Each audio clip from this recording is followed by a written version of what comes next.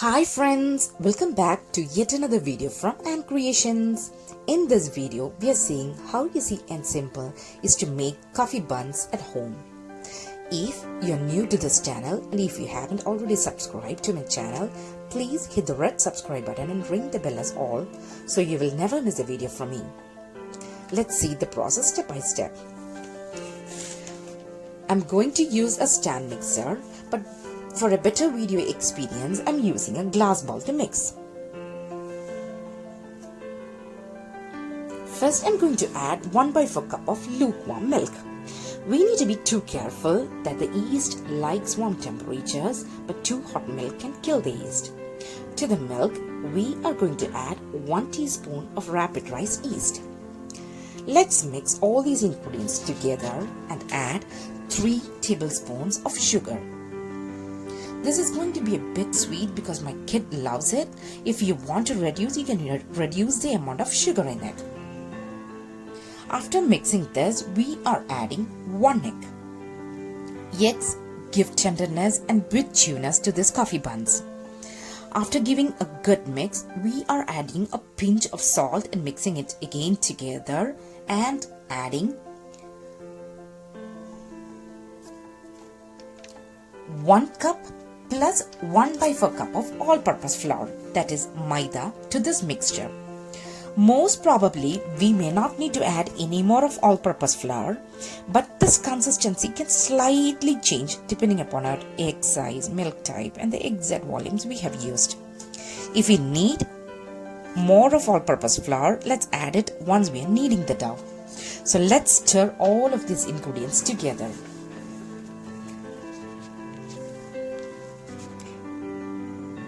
If you're kneading like this with your hands, it might take like 10 to 12 minutes, and we will be adding 3 tablespoons of butter halfway of kneading.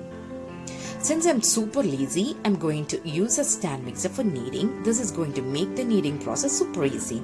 So if you're kneading with your hands, when you start kneading, it might be a bit sticky at the beginning. Just knead it for like 3 to 4 minutes and we'll be able to see the texture of the dough changing. So even after 4 to 5 minutes of kneading, it is still sticky. Let's add some flour to that. But don't add too much. Just add like 1 tablespoon or something like that.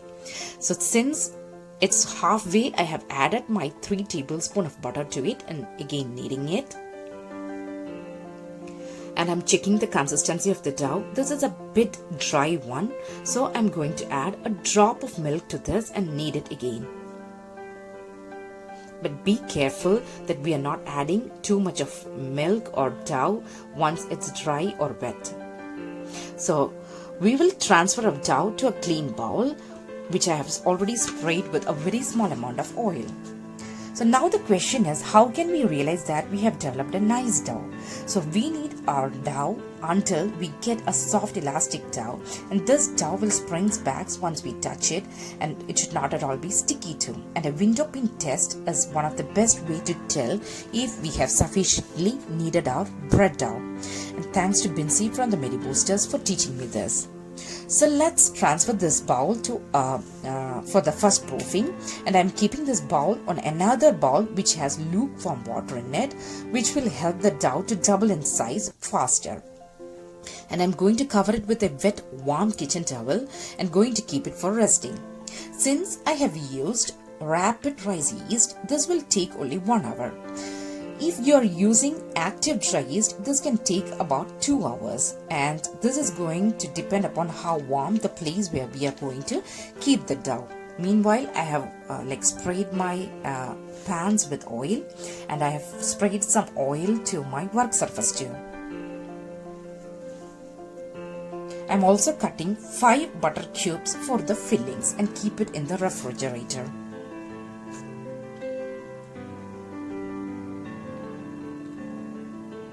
So now, after 1 hour, our dough has risen well double in size. I'm going to transfer this to a work surface which I've already sprayed with some oil. Now I'm gently going to degas this dough and divide it into equal portions. We can make 5 to 7 pieces depending upon how big we need our coffee buns. Since I prefer big coffee buns for the pictures, I'm going to cut this to 5 pieces. That's all about same in size. The closer we are similar in the size, the more even they will rise and bake.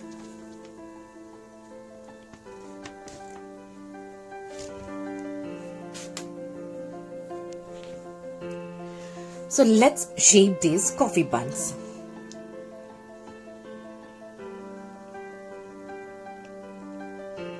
Take a piece of dough and pull it down the sides of the dough and bringing it down underneath to create a little bit of steam on the bottom. We are filling it with our butter cubes and we are going to create a C with our hand and cup it around the rolls and just work back and forth until we get a smooth surface.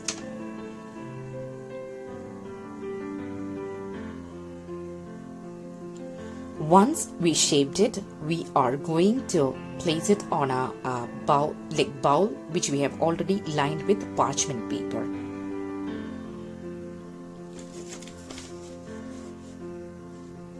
Make sure that we are giving a little bit of space in between so that they can rise. So we are going to let it rise in room temperature for another 1 hour and it will get double in size again.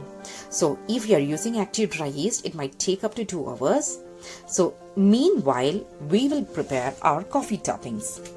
So we have added ½ tablespoon of instant coffee powder and 1.5 tablespoon of warm water and mixed it well. And in another bowl, we have added 4 tablespoon of sugar, 4 tablespoon of butter and mixed it well and added the coffee mixture to it.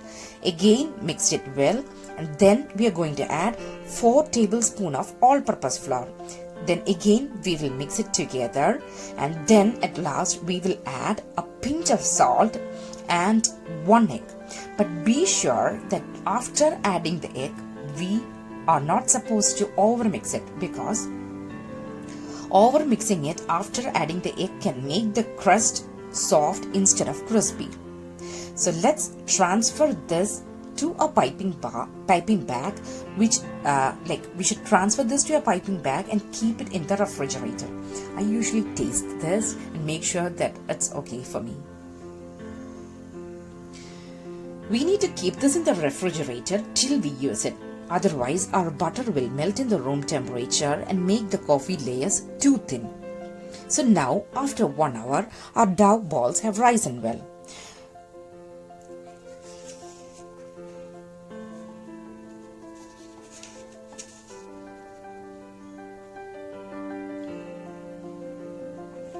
Now I'm going to pipe the coffee toppings to the dough filled with the butter. We need to make sure that there is no space left in between the pipings. Adding the toppings to the bun dough just before putting this to the oven so that it won't melt. Keep the bag straight and squeeze it like a circular pattern and the lines not touching each other so that they can bake even. This is the one that I'm going to bake without an oven.